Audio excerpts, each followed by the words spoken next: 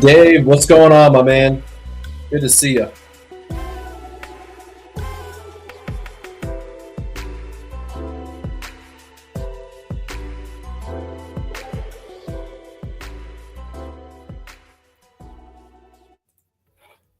What is going on, everybody? I am Rob Westerman, the third of GBP Daily, and thank you for tuning in to the Rob Westerman Show. You can find me all over social media at GBP Daily, and if you are not already, please subscribe to the YouTube channel. I would greatly appreciate that. It is Monday, December 9th. Happy Monday, everybody. Hope you had a great weekend, even though there was no Packers football on. I know I did. Spent some time in the yard yesterday, getting some cleaning up done. Got the leaves raked and put in the garbage bin. Got the yard mowed. Got the garage cleaned out. Got the snowblower started, and it fired right up. So a great Sunday indeed. Surprisingly, didn't watch a whole lot of football yesterday outside of when I peeped the Bears 49ers score. And man, no matter what we're going through this season, just remember it could always be worse. We could be Bears fans. I'm honestly starting to feel a little bad for them. I of course don't want anything to improve when it comes to the Chicago Bears, but man, they seem to be going through a gauntlet year in and year out. I actually thought this year for them would have been a little better than what it is so far, but nope, just back to their old ways of firing coaches, quarterbacks not looking the greatest, and instead of hoping for the playoffs, they are rooting for a high draft pick. So shout out to the Bears for always just sucking. Really, I'm honestly almost starting to feel bad for them. I'm not there yet, but shout out to Bears fans. I do respect them a ton, whether they are 0-16 or 4-13. They are always backing their squad, talking a lot of smack. So shout out to Bears fans for always being consistent when your team is seriously just so terrible all the time. We'll see next year if they can add some more talent with their high draft pick. As far as the NFC North goes, it's just the Lions, Vikings, and Bears at this point in the season, which it has been for quite some time. Speaking of the Vikings, they blew out the Falcons. They are looking legit as they have been all season long. It pains me to say that. But with our game on Thursday against the Lions, the two teams ahead of us in the division both won, and we, of course, lost. So we're sitting at 9-4, 4 games left in Seattle this Sunday night. Saints come to town, Lambeau Field the following Monday for Monday Night Football, and then we head to Minnesota to face the Vikes. They just keep on winning, and it's impressive. Honestly, they look pretty dang good. That's a noon game, and then to cap off the regular season, we've got the Bears at home in Week 18. As far as the playoffs go, after yesterday's games, we dropped from a 99% chance to make the playoffs to now a 98% chance to make the playoffs. So I know things are looking like a shoe-in to get into the postseason, but I've seen crazier things happen. So let's go out and take care of business this Sunday night against the Seahawks. They look pretty legit. They are 8-5, 8-6. I can't remember. They're looking pretty legit though, and with a lot of our guys being questionable, Jair Romeo, Edgerrin Cooper, Evan Williams, Javon Bullard, it'll be different. So, yeah, we'll see. Let's without further ado, let's hop in the chat here. Talks of Packers football. The sole reason I'm sitting in front of the camera this morning. The Nicolet Law hotline is now live. You want to give me a call and join the show. Rakeem, I know you do. The number is on the screen, 319-242-2332. The Nicolet Law hotline is open. I'd love to hear from you. Taking your calls now. Everyone's firing up in the chat. My man Dave over on YouTube. What's up, Rob? Think we get any updates on Bullard and Williams' injuries today? Also, the Bears game. Oof. Listening to Chicago radio was brutal, and I laughed a little too hard for all of their smack talk.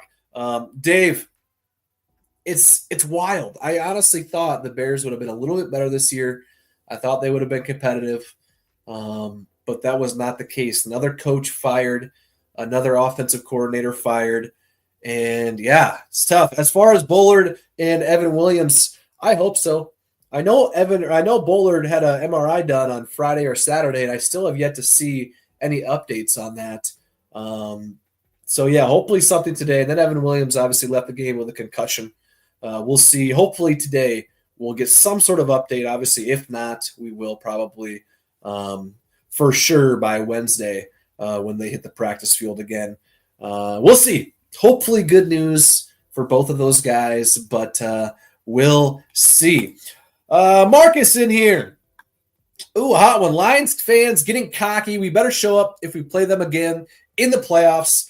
Marcus, I hate seeing it for sure. But man, the Lions, they swept us this year, and they're off to the best start in their franchise's history. They've been talking smack and backing it up against us for quite some time now.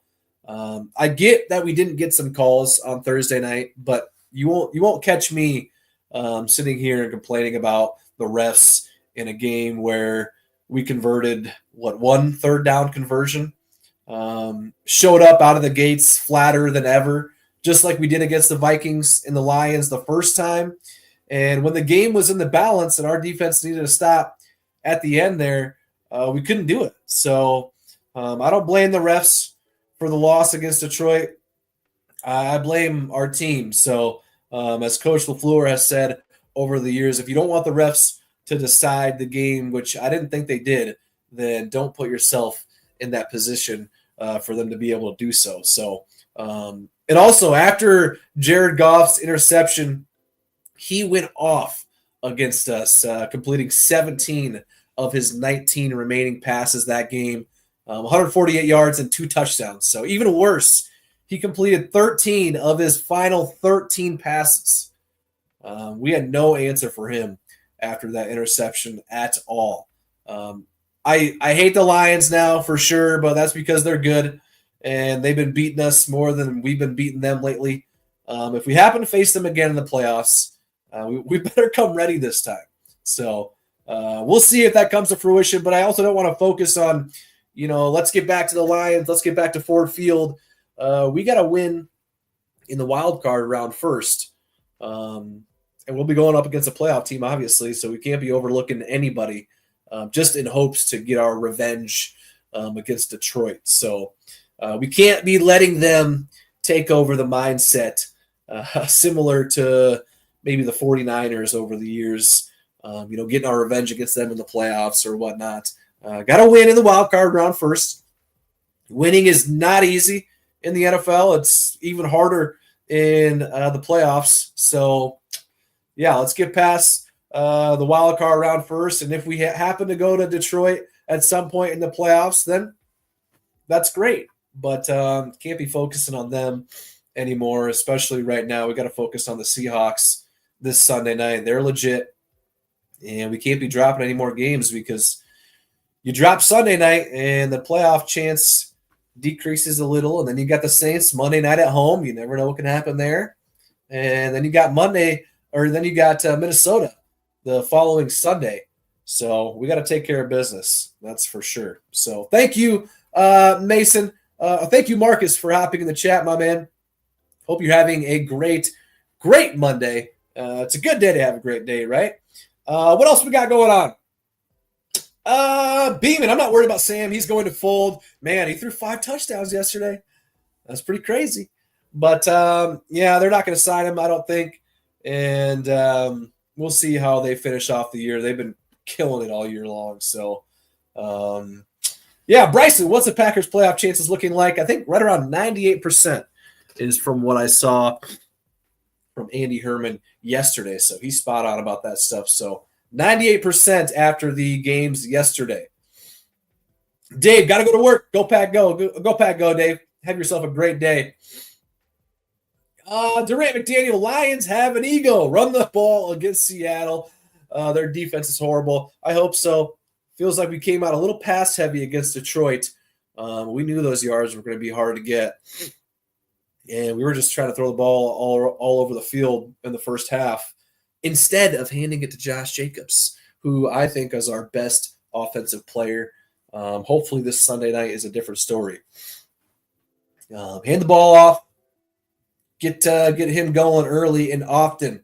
Would have really, really liked that. My man Durant McDaniel in the house. Phil, my man Phil. Morning, Rob. Can you explain the thousands of clowns complaining that Goff's knee was down? So painful. Phil, I will admit, for a split second there, it did go through my mind where I was like, hey, his knee was down. What was going on?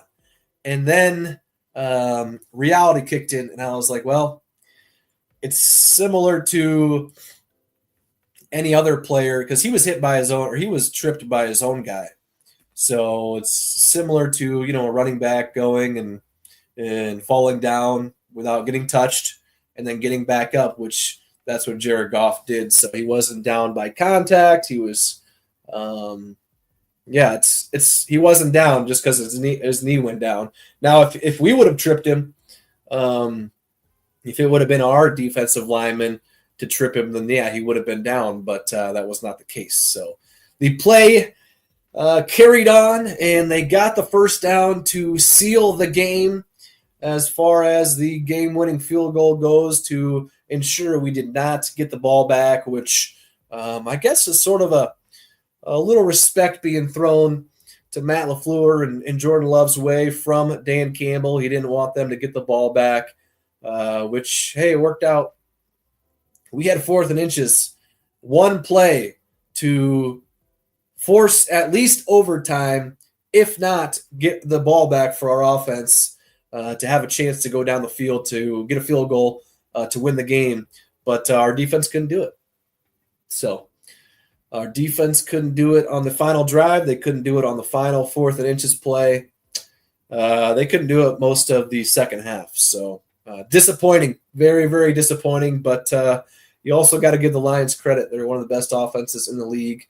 And they executed, especially on that final drive. I talked about it earlier. Jared Goff completed 13 of his final 13 passes. I mean, we had no answer. I remember posting about it on Thursday night. It was earlier in the second half when the Lions got the ball after we scored. We kicked it off, and then boom, one play, and they were already at midfield. And then that final drive, again, one play, and they were already at midfield. So just tough. Just tough. It sucks. Rakeem, my man in the chat. What's up, Rob? As much trash as Detroit has been talking, I don't see them going all the way. I honestly see Kansas City and a mystery team for the Bowl, but it's not the Lions. That mystery team is us, Rakeem. Come on now. Man, Kansas City pulled one out last night, didn't they? It was funny. We were watching that game last night a little bit, and it was pretty boring to start. And I looked at my wife, and I say, you want to watch like a Christmas movie or something? Got a 3-year-old. We always like to watch some Christmas movies for sure. But she said, well, we're going to miss football once it's gone here in a few weeks.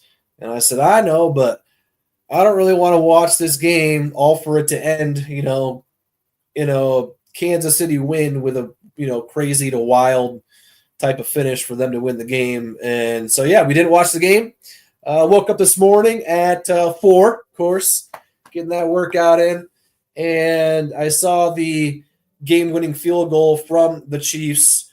It just so happened to bounce off the uprights, and, of course, they win. So I'm glad I did not stay up and watch that because I don't really care for the Chiefs. So I don't dislike any of their players specifically.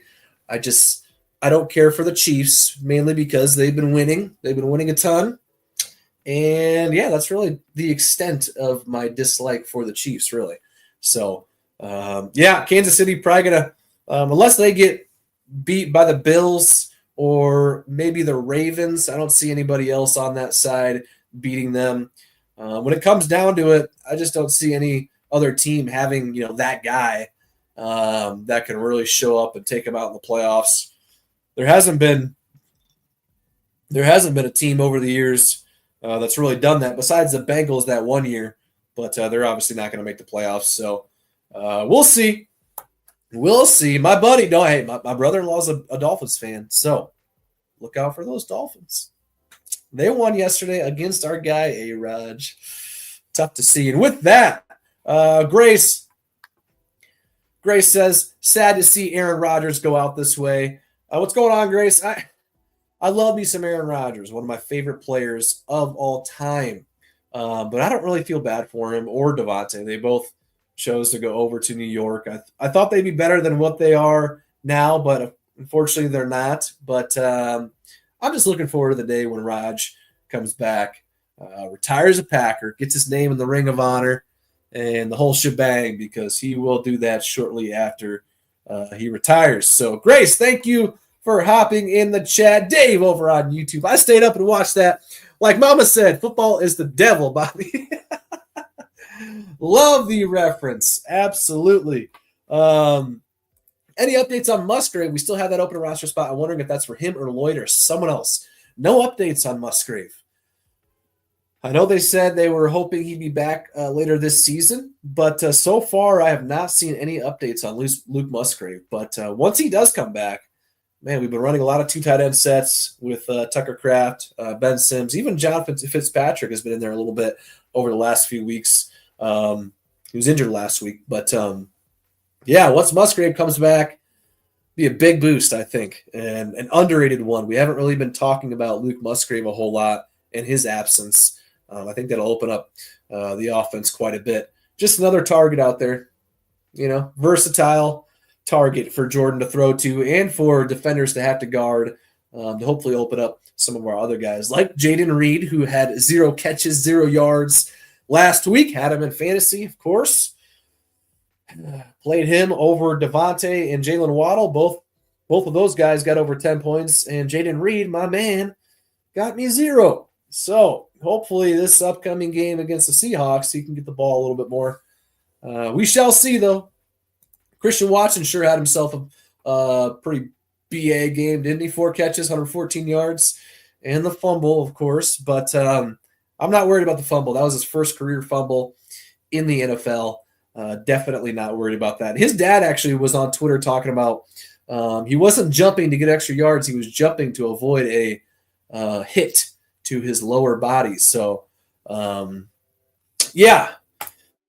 What else we got? Phil, not sure I want the Rams or 49ers to make the playoffs. They are getting hot. The Rams, man, I'm telling you, Phil.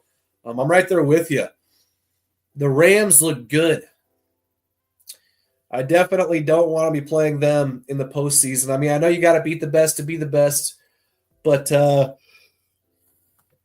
want to be playing the Rams in the postseason. I think would be a pretty good matchup, pretty evenly matched game if that were the case.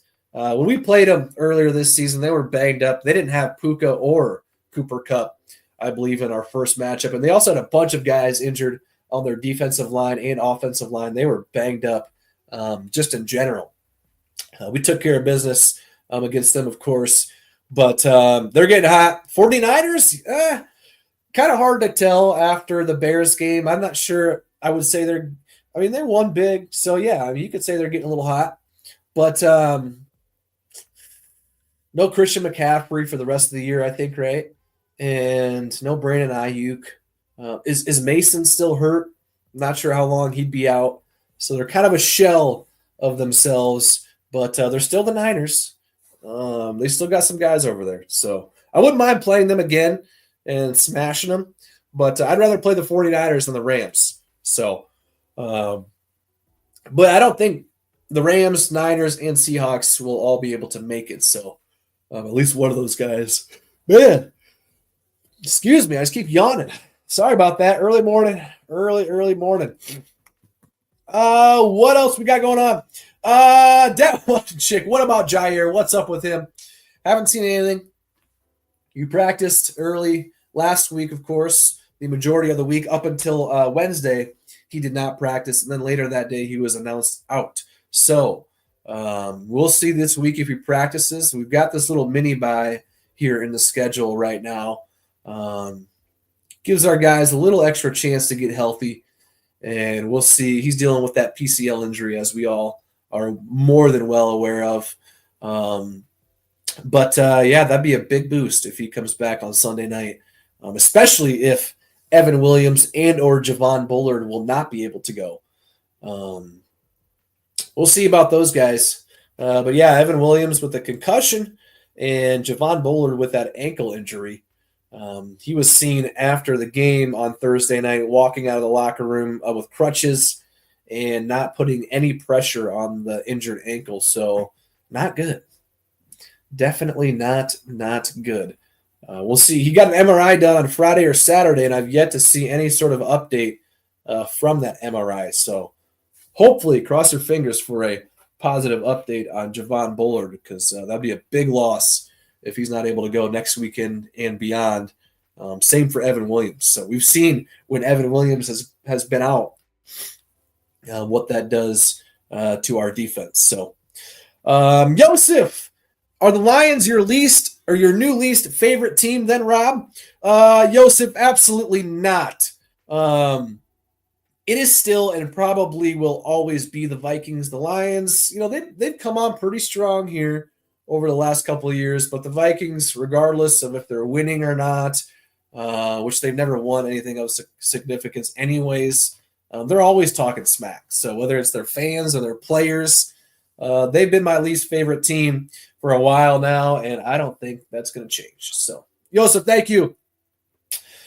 Josh, watching from Englewood, California. Go Pack Go. Go Pack Go, Josh. Thanks for hopping in the chat. Appreciate you tuning in. Have yourself a great Monday. All right, let's get the fact of the day rolling here, huh? It is a good one.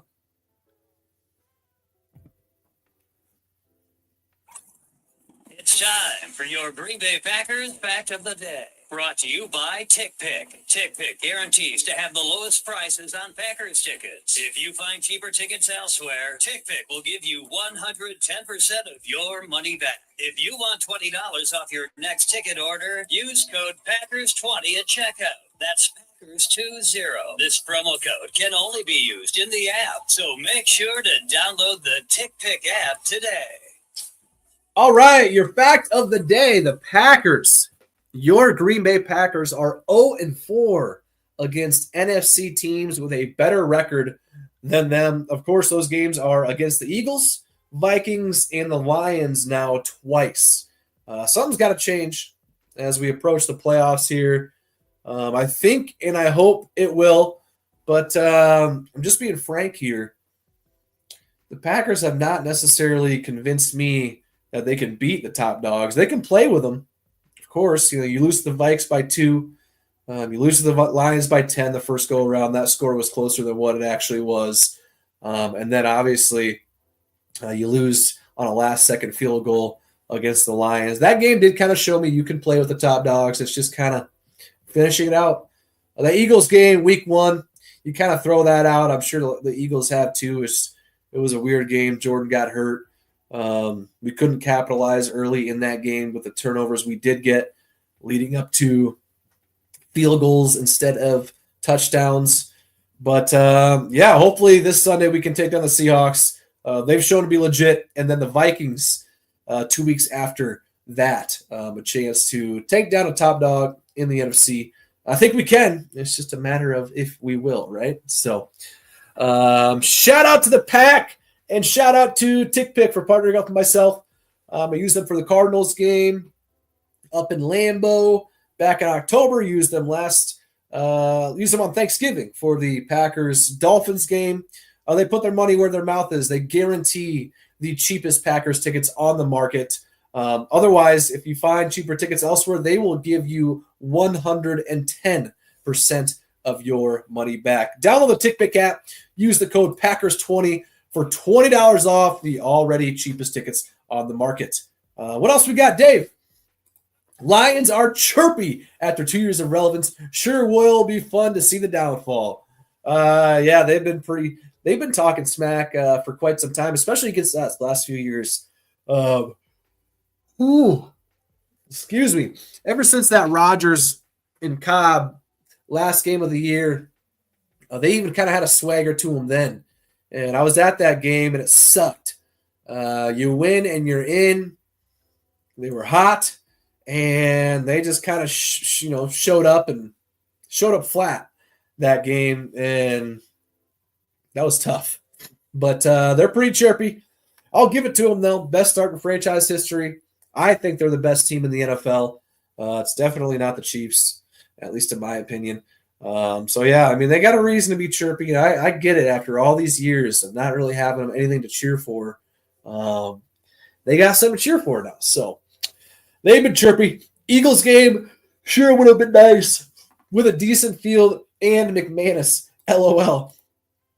Absolutely. We didn't convert on the 2-point conversion, and Narvison missed a field goal. So there's 5 points, and we ended up losing by 5 points, if I remember correctly. So, yeah, there you go. Same goes for the Lions game the first time around. McManus missed a field goal there, and Jordan threw a pick 6. So there's 10 points, and we lost by 10. So, yeah. It is what it is, right?